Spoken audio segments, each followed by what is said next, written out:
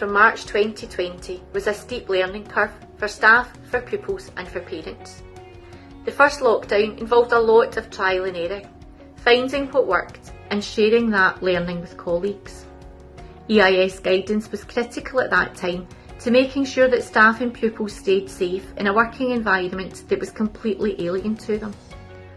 On full reopening in August, professional learning activities focused on digital literacy, making sure that staff, pupils and parents knew what to expect if lockdown happened again.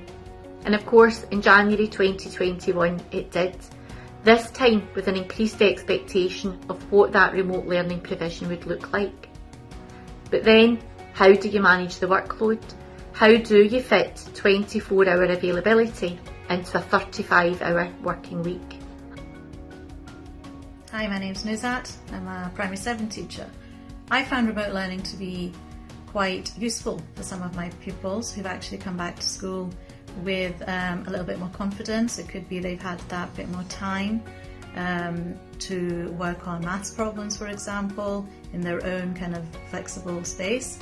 However, it was a challenge, no doubt, and I think being back in school has been no advantage for everybody.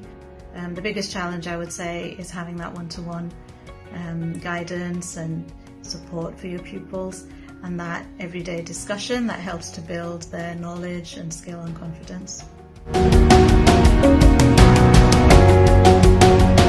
My contribution today, I think, is a good news story because our experience of returning to school has been very positive.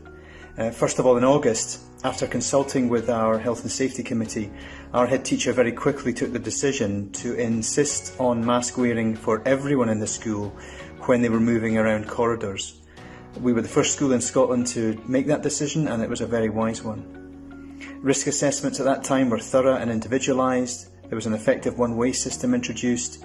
There were regular meetings of the Health and Safety Committee and the School Negotiating Committee throughout the next few months to help us monitor and improve not just the COVID mitigations, but also the mental health of staff to help us manage the workload pressures that we were facing.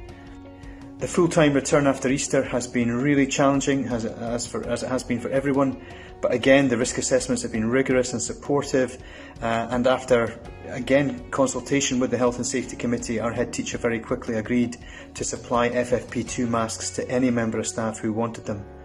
Lots of challenges and hurdles remain, but we know that a persuasive, persistent EIS voice, together with a responsive and sensitive senior team who are on teachers' side, make all the difference.